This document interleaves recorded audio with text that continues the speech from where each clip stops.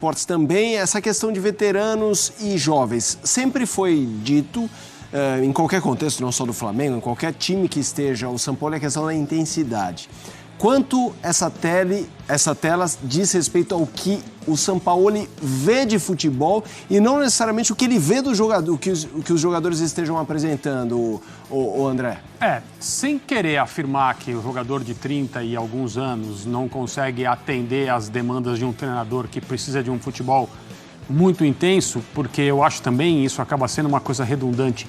Não tem time no mundo hoje com objetivos e que se enxergue como candidato, cada um no seu quadrado, cada um no seu nível, no seu contexto, evidentemente, que não jogue futebol intenso do ponto de vista competitivo. Não tem. Palmeiras não joga?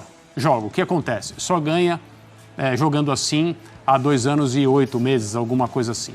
Quem mais ganha no Brasil? Flamengo ganha. Quando ganhou, não jogou de maneira intensa? Quando encantou com Jesus, era um time que só tocava de lado?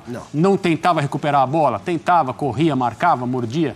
O Atlético Mineiro, quando ganhou também 2 títulos na mesma temporada, era um time muito forte, muito intenso, muito competitivo, além de talentoso do ponto de vista técnico, evidentemente.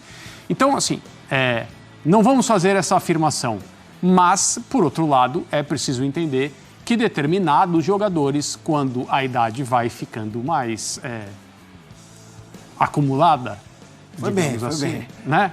São jovens há mais tempo. Eu gosto desse jeito de se referir às pessoas. Eles vão perdendo a própria capacidade física de praticar o futebol que 2 anos antes, 3 anos antes, eles tinham como fazer.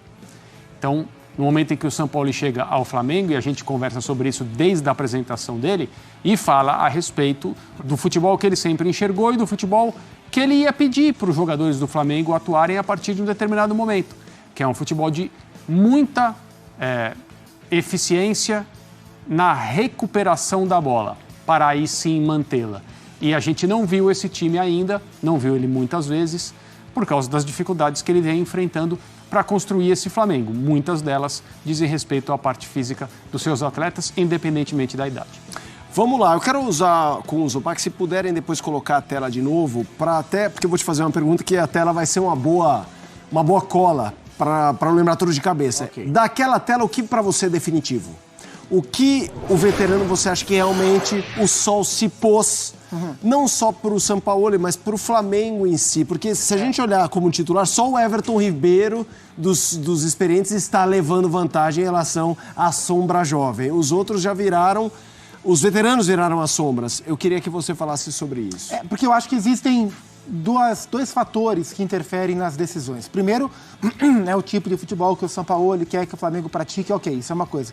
Agora, esse movimento de renovação do elenco, ele é um desejo da diretoria desde o ano passado, né? Se a gente lembrar, verdade. O Paulo Souza, o romântico Paulo Souza, ele chega com essa missão de começar a preparar o Flamengo para esse processo. Sim. Ele sucumbe, o Dorival chega com outra missão, o Dorival chegou para salvar o ano, porque o Flamengo é um time que não consegue ter um ano bom, o Flamengo é um time de semestres, né? O Dorival chega para salvar o ano, e aí esse papo fica meio em segundo plano.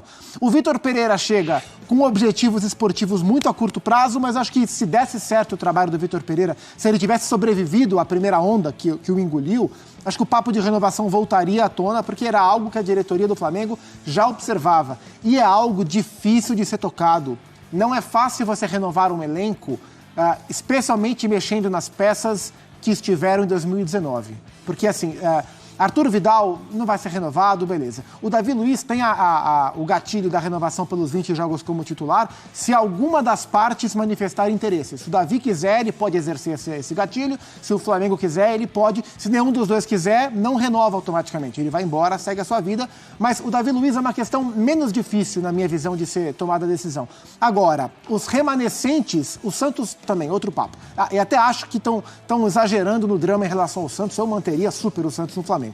Agora, os remanescentes de 2019 é tudo muito sensível, tudo muito sensível. Se a gente parar para olhar, o único campeão de 2019 que de fato o Flamengo dispensou foi o Diego Alves. Os outros todos receberam propostas, né? O Pablo Mari foi jogar na Inglaterra, o Rafinha foi jogar na Grécia, o Arão foi jogar na Turquia e os demais estão lá.